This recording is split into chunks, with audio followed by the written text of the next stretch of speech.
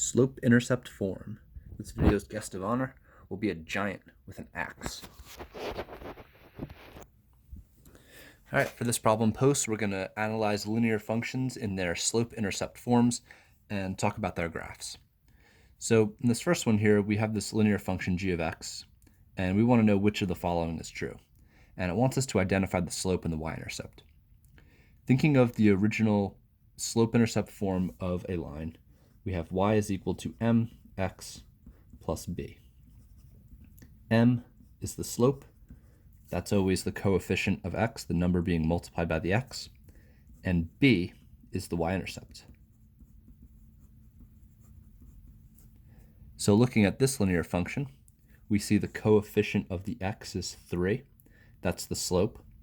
And the number that's on its own, the constant, is the y-intercept.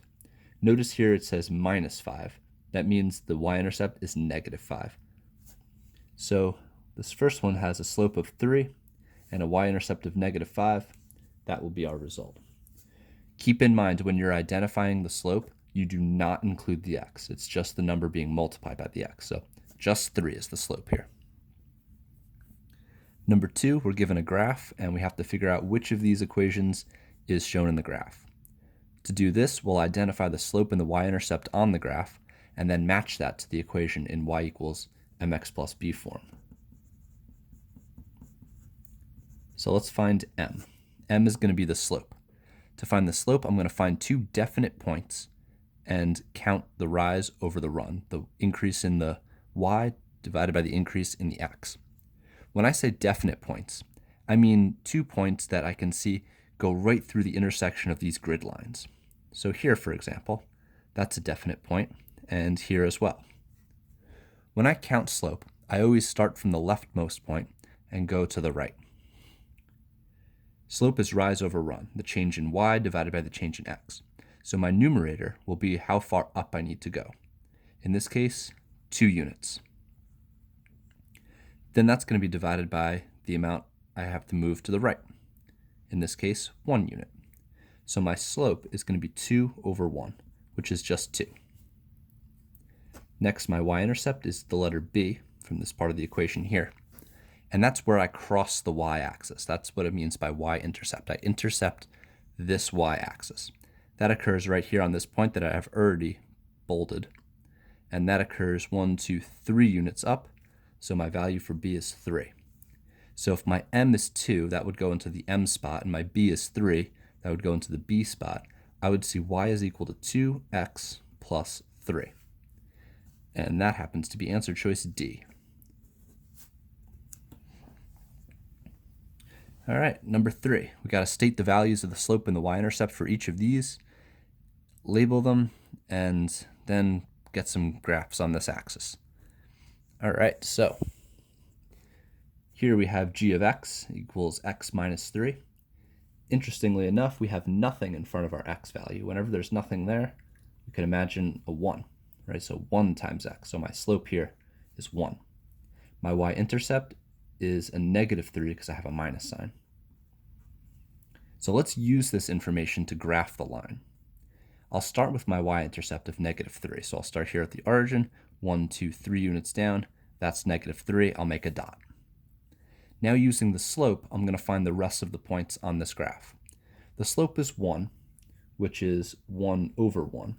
This tells me how far up to go. This tells me how far over to go. So I'm going to go up 1 and over 1. Up 1 over 1. Up 1 over 1. And I can continue that pattern until I run out of room on the grid. I could also go to the left by going down 1 and to the left 1. Going down 1 is like a negative 1. Going to the left 1 is like a negative 1 as well. And negative 1 divided by negative 1 is 1.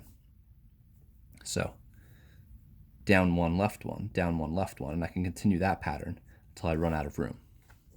Now once I have all of the points plotted that I need, I can trace this graph with my ruler.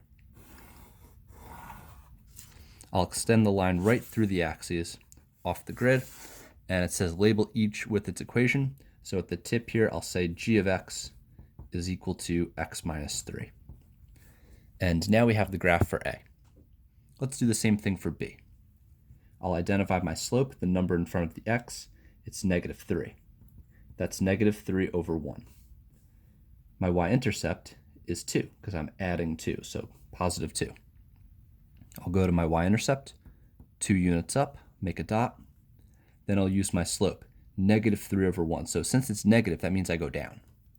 So 1, 2, 3 over 1. 1, 2, 3 over 1.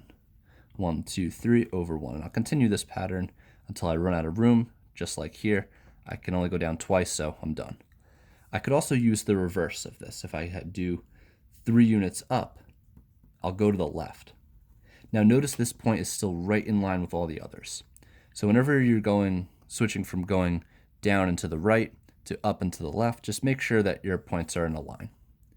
1, 2, 3 over 1. Okay, so I've dotted out all my points. Now I'll use my ruler, connect them all,